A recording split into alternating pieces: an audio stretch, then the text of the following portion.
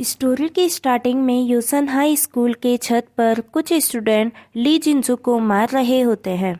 जिनसू मार खा रहा होता है, तभी एक स्टूडेंट जिनसू के चेहरे को अपने जूते के नीचे दबाता है। जिनसू घुर्राना शुरू कर देता है और उसकी बॉडी में कुछ अजीब सी एक्टिविटी होना शुरू हो जाती है। उसकी आइज़ रेड होने लगती है, जैसे कि वो ज़ॉम्बी में बदलने वाला हो। तभी जिनसू उठकर उन स्टूडेंट्स पर अटैक करने लगता है जो उसे बहुत ही बुरी तरह से मार रहे होते हैं। उसे आसपास कुछ भी नहीं दिख रहा होता है और जैसे ही वह एक स्टूडेंट पर अटैक करने की कोशिश करता है, वैसे ही वह स्कूल की छत से नीचे रोड पर गिर जाता है और सभी स्टूडेंट्स को लगता है कि वह मर चुका है। इसके बाद जिनसू को एक हॉस्पिटल में दिखाया जाता है, जहां डॉक्टर की एक रिपोर्ट से पता चलता है कि जिनसू गंभीर रूप से घायल है और बिना सर्जरी के वह मर जाएगा। जिनसू के फादर ली ब्योंग चान ये सुन लेते हैं और इमरजेंसी रूम में चले जाते हैं, जहां जिनसू को होश आता है। ली ब्योंग चान जिनसू को शांत कराने की कोशिश करते हैं। वह जिनसू से माफ़ी मांगते हैं और कहते हैं कि ऐसा दोबारा कभी नहीं होगा। तो यह सुनकर जिनसू उत्तेजित हो जाता है और कहता है कि जब तक वह उन स्टूडेंट्स को नहीं मारता, तब तक कुछ भी ठीक नहीं होगा। फिर जिनसू बेड से भागने की कोशिश करता है। ली ब्योंग चान उसे रोकते हैं, पर वह अपने फादर पर ही अटैक करने लगता है। ली ब्योंग चान अपने बेटे पर आई अचानक इस अजीब सी एक्टिविटी को देखकर बिल्कुल भी शॉक्ड नहीं थे, जैसे कि उन्हें पहले से ही इस अजीब सी एक्टिविटी के बारे में पता हो। वह जिनसू से कहते हैं कि वह जिनसू को बहुत प्यार करते हैं और फिर जिनसू के सामने एक बाइबल लाते हैं और उस बाइबल से जिनसू को मारकर बेहोश कर देते हैं।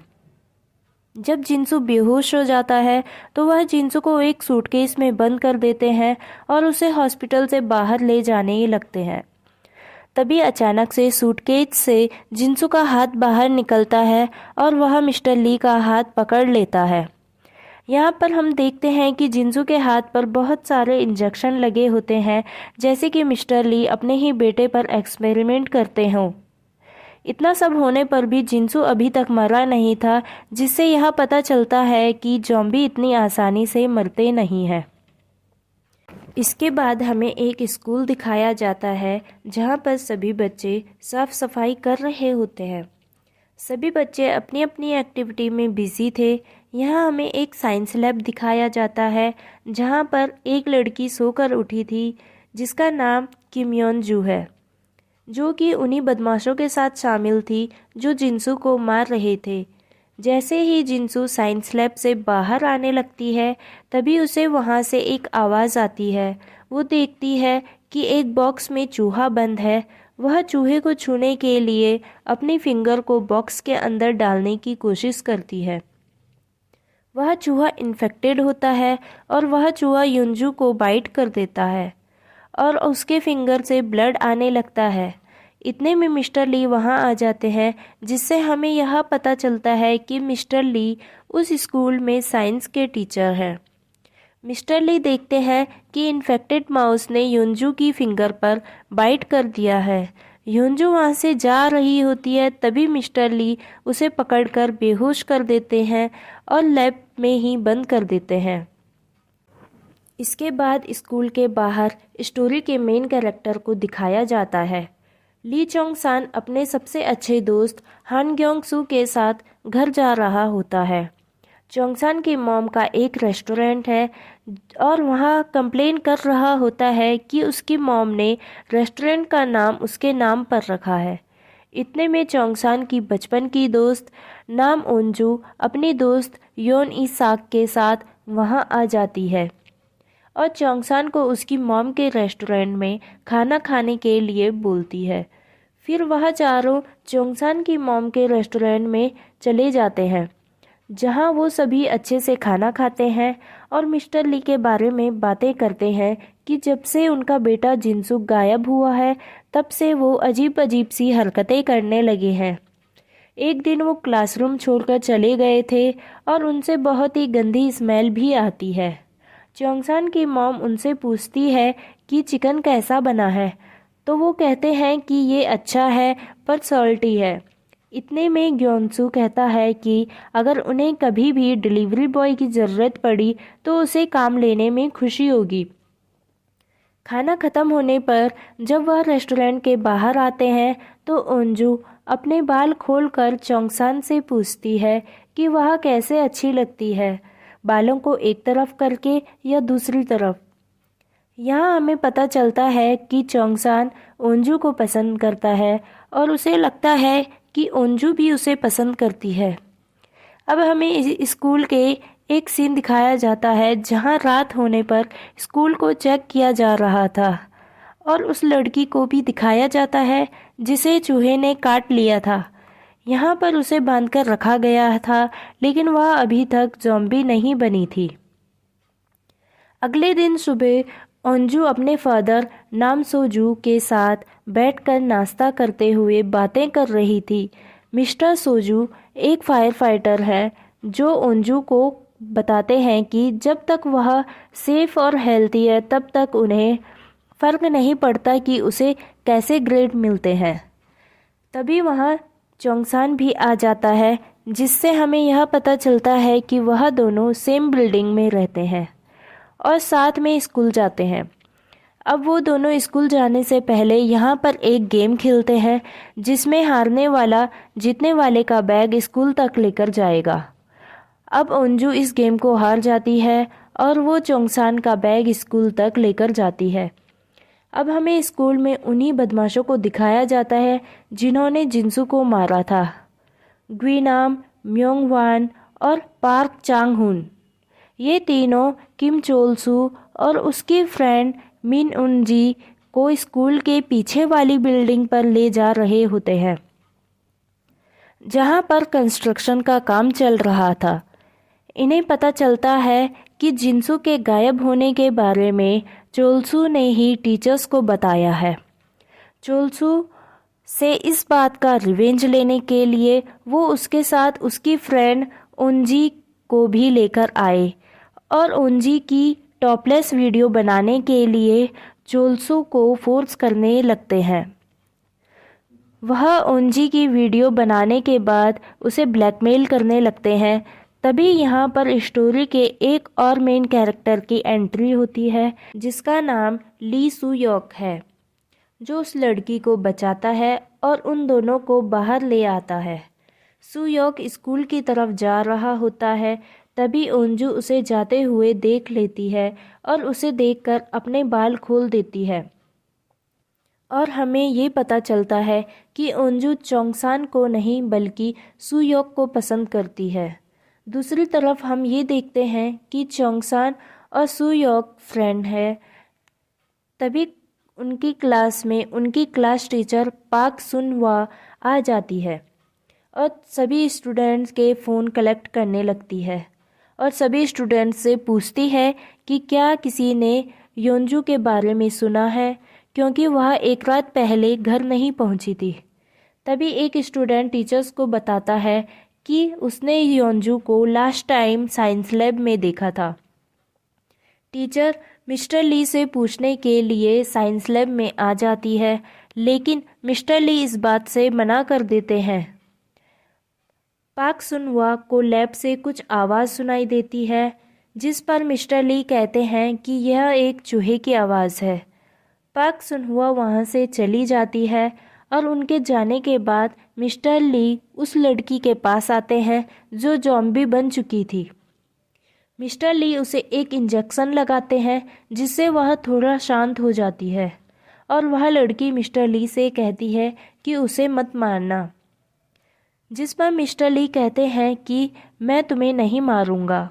इसके बाद मिस्टर ली एक क्लासरूम में चले जाते हैं जहां पर ग्वीनाम उसी लड़की को परेशान कर रहा होता है जिसकी उसने वीडियो बनाई थी। दूसरी तरफ योंजू वहां से छूट जाती है और वहां से भागकर अपने क्लासरूम में आ जाती है जहां पर टीचर सुनवा होती है। यहाँ योंजू टीचर सुनवा को सब कुछ बता देती है कि मिस्टर ली ने उसके साथ क्या किया। क्लास के सभी स्टूडेंट योंजू की हालत देखकर डर जाते हैं।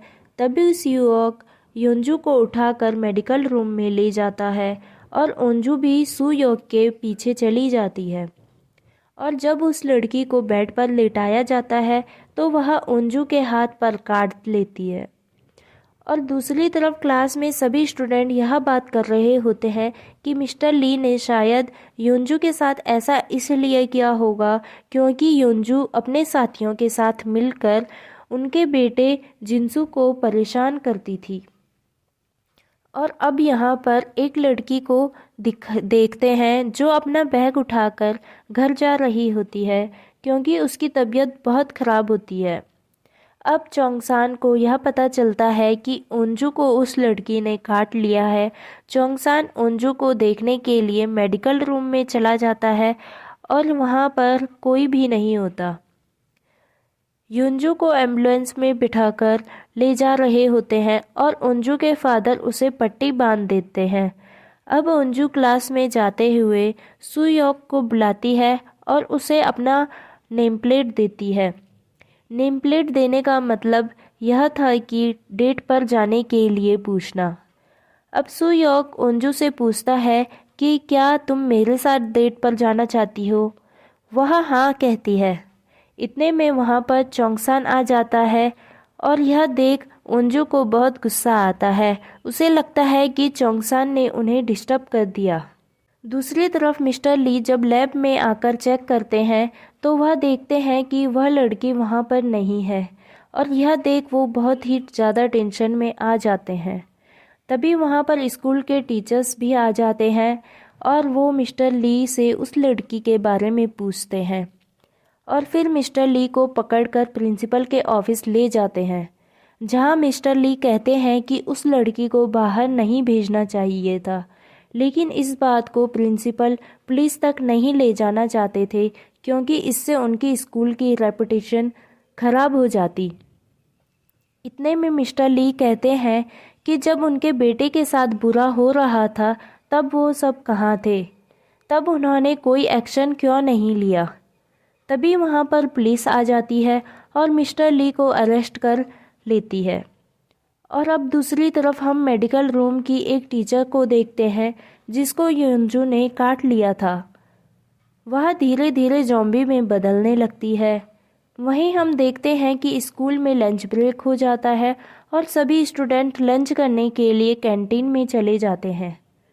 कैंटीन में ओंजू अपनी फ्रेंड ईसाक के और सभी स्टूडेंट के साथ बैठी होती है और कहती है कि वह सुयोक को कैसे प्रपोज करे। तो वहीं दूसरी तरफ सुयोक को देखते हैं जो नामरा को पसंद करता था। वह नामरा से कहता है कि उसे एक बार योंजू से हॉस्पिटल में मिलना चाहिए, जिस पर नामरा मना करते हुए कहती है कि वह क्लास प्रेसिडेंट सिर्फ अपनी मॉम की रिश्वत की वजह से बनी है और ऐसे में उसकी तरफ से कोई भी जेस्चर अनहेल्पफुल होगा। नामरा ज़्यादातर शांत रहती है तो सुयोक कहता है कि वह सरप्राइज्ड है कि उसने आज 5 से ज़्यादा शब्द बोले और नामरा उससे दूर जाने से पहले हेडफोन लगा देती है। और अब हम उसी गैंग के 2 लड़कों को देखते हैं जिन्होंने जिनसू को मारा था। वो दोनों मेडिकल लैब के आगे से गुजर रहे थे। तभी वो देखते हैं कि लैब में एक मेडिकल टीचर है जो अजीब सी एक्टिविटी कर रही है। उन्हें लगता है कि वह टीचर नशे में है और उसकी वीडियो बनाने लगते हैं, लेकिन वह ज़ॉम्बी बन चुकी थी। वह टीचर उनके हंसने की आवाज़ सुनती है और उनकी तरफ दौड़ने लगती है और चांगहुन पर अटैक कर लेती है। वह उसके गाल को इतनी ज़ोर से काटती है कि मांस निकल जाता है। फिर जैसे ही वह और स्टूडेंट पर अटैक करने को दौड़ती है तभी चांगहुन उठ जाता है और क्लास में घुसकर बाकी के स्टूडेंट्स पर अटैक करने लगता है।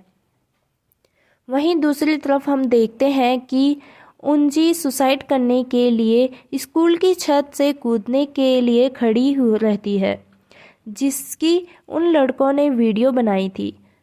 तभी उसका फ्रेंड चोलसू वहाँ आ जाता है और उसे रोकने की कोशिश करता है कि तुम ऐसा मत करो। तो वो लड़की पूछती है कि तुम ऐसा क्यों कह रहे हो, क्या तुम मुझे पसंद करते हो। चोलसू हाँ कहता है तो वो लड़की कहती है कि ऐसा मत करो क्योंकि तुम भी लूज़र हो और मैं भी, और हम दोनों मिलकर बहुत ही बड़े लूज़र बन जाएंगे। और फिर वह सुसाइड करने ही वाली होती है। तभी उसकी नज़र नीचे जाती है जहाँ स्टूडेंट्स विंडो से बाहर कूद रहे होते हैं। नीचे ग्राउंड में ज़ॉम्बी दूसरे स्टूडेंट पर अटैक कर रहे होते हैं। वह दोनों यह देखकर घबरा जाते हैं। वहीं नामरा अपने हेडफोन की वजह से आसपास की सिचुएशन से बिल्कुल बेखबर थी। ज़ॉम्बी नामरा पर अटैक करने ही वाले होते हैं। तभी सुयोक नामरा को पकड़कर वहां से भाग जाता है। वहीं दूसरी तरफ कैंटीन में जहां अभी तक शांति थी, ओंजू जोंगसान से पूछती है कि सुयोक उसके बारे में क्या सोचता है। तो चोंगसान कहता है कि मैं नहीं जानता क्योंकि हम ज़्यादा क्लोज फ्रेंड नहीं हैं। तभी अंजू देखती है कि बहुत सारे स्टूडेंट जो ज़ॉम्बी बन चुके हैं कैंटीन का दरवाज़ा तोड़कर अंदर आ रहे हैं और बाकी के स्टूडेंट पर अटैक कर रहे हैं। तभी हम एक लड़के को देखते हैं जो ज़ॉम्बी बन चुका था। वह अंजू पर अटैक करने के लिए दौड़ता है।